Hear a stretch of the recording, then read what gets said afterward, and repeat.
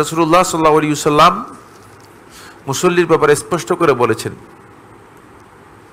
কোরআনে আল্লাহ সুবহানাহু ওয়া তাআলা যেটি বলেছেন, ইন্নাস সালাতা তানহা আনিল ফাহশাই ওয়াল মুনকার, যে সালাত একজন ব্যক্তিকে অশ্লীল কাজ থেকে, গর্হিত নিষিদ্ধ হারাম কাজ থেকে বিরত করবে, বারণ করবে, দূরে রাখবে।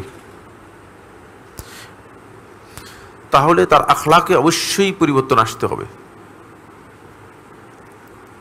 আর যদি পরিবর্তন না আসে তাহলে বুঝতে হবে তার ঈমান এবং আখলাকে কোথাও না কোথাও ঘাটতি আছে। যেমন রাসূলুল্লাহ সাল্লাল্লাহু আলাইহি ওয়াসাল্লাম মুসল্লির ব্যাপারে স্পষ্ট করে বলেছেন।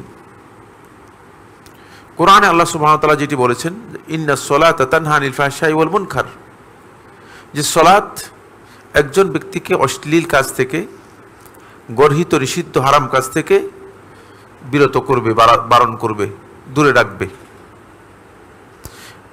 আমার আপনার সালাত যদি আমাকে আপনাকে হারাম কাজ থেকে, গর্হিত কাজ থেকে বিরত রাখতে না পারে, তাহলে বুঝতে হবে যে আসলে সালাতের মধ্যে ত্রুটি নয়, ত্রুটি হচ্ছে সালাতের কারণে নয়, ত্রুটি হচ্ছে আমার সালাত আদায় হচ্ছে কিনা, আমি যেভাবে সালাত আদায় করার কথা ছিল সেটা করছি কিনা। এই জন্য রাসূলুল্লাহ সাল্লাল্লাহু আলাইহি ওয়াসাল্লাম হাদিসের মধ্যে বলেছেন, মান লাম তানহাহু সালাতুহু আনিল মুনকার ফালা সালাতা লাহ।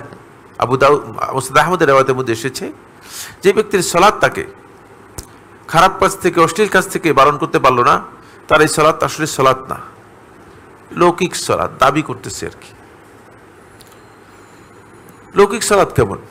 প্রচুর লোক আছে দেখবেন 5 ওয়াক্ত জামাতে এসে সালাত আদায় করতেছে, এটা আদাত হয়ে গেছে, অভ্যাস হয়ে গেছে, অভ্যাস হয়ে গেছে, বুঝতে পেরেছেন? সালাতের সময় ঘরে থাকতে পারবে না, যেহেতু সবসময় আসার প্র্যাকটিস হয়ে গেছে, আসবেই। কিন্তু সেই লোক সালাত আদায় করতেছে, মিথ্যা বলতেছে, সালাত আদায় করতেছে, খাদ্যদ্রব্যের মধ্যে ভেজাল দিচ্ছে, সালাত আদায় করতেছে, ব্যবসার মধ্যে প্রতারণা করতেছে, সালাত আদায় করতেছে, ঘুষ, দুর্নীতি, সুদ, হারাম সবকিছুর সাথে জড়িত আছে।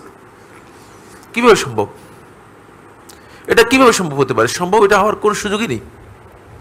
তাহলে বোঝা যাচ্ছে যে সালাতটা তার মূলত এটা অভ্যাসে পরিণত হয়ে গেছে। সালাতের আদায়টা মূলত ইবাদত হিসেবে হচ্ছে না। একটা হচ্ছে সালাতু ইবাদা, ইবাদত হিসেবে সালাত আদায় করা, আর একটা হচ্ছে আদাত হিসেবে সালাত আদায় করা। তার সালাতটা আদাত হিসেবে হয়ে যাচ্ছে। মাঝে মধ্যে আমি অনেককে মসজিদের মধ্যে দেখি তাকিয়ে থাকি, এরপরে দেখি যে না, নামাজ তো পড়তেছে ঠিক মতোই, কিন্তু সব যা বলে তা মিথ্যা বলে, মিলাতে পারি না, কোনোদিন মিলাতে পারি না। যখনই দেখি তখনই আমার চিন্তা হয়, তখনই চিন্তা হয় যে কি লোকটার সালাতের সাথে লোকটার এই সম্পর্ক কেন? তার কারণ হচ্ছে সালাতটা আসতেছে আদাত, অভ্যাস হয়ে গেছে, বুঝলেন না? যেমন আমার আপনার খাবার যেমন অভ্যাস হয়ে গেছে, সকালবেলা যদি নাস্তা না করেন, বুঝলেন না, যদি আপনি অনেক জিনিসও খান, তারপরে আপনি বলবেন যে আজকে সকাল নাস্তা করি নাই, অথচ খেয়েছেন, অনেক কিছু খেয়েছেন, কিন্তু তারপরে আপনি বলবেন যে আজকে সকাল নাস্তা করি নাই। এটা অভ্যাস হয়ে গেছে। ফলে আপনার এই খাবারের যে রুটিন যেমন হয়ে গিয়েছে, প্রতিদিন খেতে হচ্ছে, খাবারের একটা রুটিন আপনাকে প্রতিদিন খেতে হচ্ছে, ঠিক অনুরূপভাবে আপনার সালাতটাও আদাত হয়ে গিয়েছে। সালাতের সাথে যে কাজগুলো চলে না সেগুলো আমরা করতেছি।